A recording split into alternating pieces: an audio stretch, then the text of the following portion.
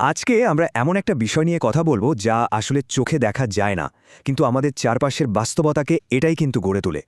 কি সেটা? অদৃশ্য প্রত্যয়ের স্থাপত্য। তো চলুন আলোচনাটা শুরুই করি একটা খুব সহজ প্রশ্ন দিয়ে। আসল বিশ্বাস এই জিনিসটা দেখতে ঠিক কেমন? মানে আমরা যখন বলি আমি বিশ্বাস করি, সেটা সত্যিকারের রূপটা কি? আচ্ছা, এই ব্যাপারটা বুঝতে হলে আমাদের প্রথমে দুটো শব্দের মধ্যেকার পার্থক্যটা পরিষ্কার করে নিতে হবে। একটা হলো স্রেফ আস্থা রাখা, আর আরেকটা হলো সত্যিকারের, যাকে বলে একদম ভেতরের বিশ্বাস। দেখুন, বেশিরভাগ মানুষই যখন আস্থার কথা বলে তখন তারা আসলে একটা নিষ্ক্রিয় ব্যাপারের কথা ভাবে। মানে অনেকটা এরকম যে চুপচাপ বসে আছি আর আশা করছি যে কিছু একটা ঘটবে, সবকিছু নিজে নিজেই ঠিক হয়ে যাবে। এই স্লাইডটা দেখলে পার্থক্যটা কিন্তু একদম জলের মতো পরিষ্কার হয়ে যায়, তাই না? একদিকে দেখুন নিষ্ক্রিয় আস্থা, মানে শুধু বসে থাকা, আশা করা, আর হয়তো কোনো একটা ইশারার জন্য অপেক্ষা করা। আর ঠিক তার উল্টো দিকে আছে সক্রিয় বিশ্বাস। এখানে কিন্তু হাত গুটিয়ে বসে থাকা হচ্ছে না, বরং হাত চালানো হচ্ছে, কিছু একটা গড়া হচ্ছে, এবং সবচেয়ে বড় কথা হলো কোনো প্রমাণের অপেক্ষা না করেই কাজটা করা হচ্ছে। এটাই হলো আসল পার্থক্য। তো চলুন, এই যে অন্ধকারে নির্মাণ করার আইডিয়াটা, এটার আরেকটু গভীরে ঢোকা যাক। ব্যাপারটা আসলে কি? ব্যাপারটা দেখতে অনেকটা এরকম যে নিজের হাত দিয়ে কাজ শুরু করে দেওয়া, এমন একটা সময়ে যখন ফলাফলটা কি হবে তা এখনও পুরোপুরি অদৃশ্য, কিচ্ছু চোখে দেখা যাচ্ছে না। অথবা ধরুন, এমন একটা পরিস্থিতি যখন কোনো কিছুই আপনাকে বলছে না যে আপনি ঠিক পথে এগোচ্ছেন, কোনো সমর্থন নেই, কোনো সংকেত নেই, তারপরেও কাজটা চালিয়ে যাওয়া। আর সবশেষে এমন কিছু একটা তৈরি করা যেটা আপনাকে শেষ পর্যন্ত ধরে রাখতে পারবে কিনা তার কোনো প্রমাণই আপনার হাতে নেই। ভেবে দেখুন, এটাই কিন্তু আসল ঝুঁকিটা। আর সত্যি বলতে এটাই হলো সত্যিকারের বিশ্বাস।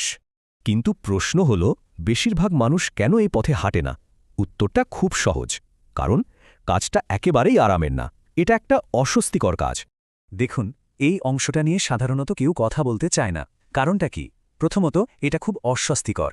দ্বিতীয়ত, এখানে কোনো গ্যারেন্টি নেই। আপনি যে ঠিক করছেন তার কোনো নিশ্চয়তা নেই। এমনকি আপনার ভুল হওয়ারও 16 আনার সম্ভাবনা থাকে। আর সবচেয়ে কঠিন অংশ কোনটা জানেন? এত কিছুর পরেও আপনাকে হয়তো কাজটা চালিয়ে যেতেই হবে। এর জন্য যে কি পরিমাণ সাহস লাগে তা ভাবা যায়। আর এই পয়েন্টেই আমরা এই আলোচনার একেবারে কেন্দ্রে চলে এসেছি। এই কথাটা একটু মন দিয়ে শুনুন। সবচেয়ে শক্তিশালী বিশ্বাস তখন জন্মায় না যখন সবকিছু পরিষ্কারভাবে দেখা যায়, বরং এটা তখনই জন্মায় যখন আপনি এমন কিছু গড়তে থাকেন যা হয়তো আপনাকে বাঁচাবে, কিন্তু সেটা আদৌ কাজ করছে কিনা তা দেখারও আগে। কি গভীর একটা কথা, তাই না?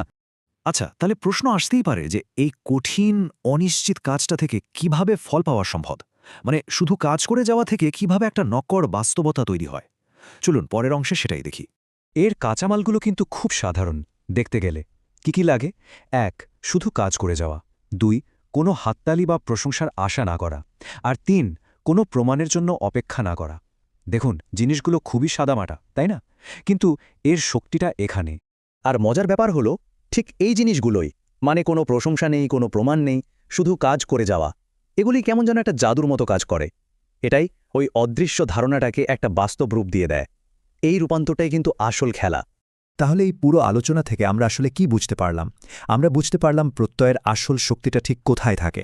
সার সর্মর্মটা হলো এই: যারা সত্যিই বিশ্বাসী তারা কিন্তু নিশ্চিত ফলাফলের জন্য অপেক্ষা করে না, বরং সেই নিশ্চয়তা আসার অনেক আগেই তারা নিজেদের বাস্তবতাটা গড়তে শুরু করে দেয়। যাই হোক, শেষ করার আগে একটা প্রশ্ন সবার জন্য রেখে যেতে চাই। আমরা নিজেরা এমন কি তৈরি করছি যা এখনও চোখে দেখা যাচ্ছে না? এমন কোনো বিশ্বাসকে সত্যি করার জন্য আমরা কাজ করে চলেছি যার ফলাফল এখনও হয়তো অনেক দূরে, পুরোপুরি অদৃশ্য? প্রশ্নটা কিন্তু ভাবার মতো।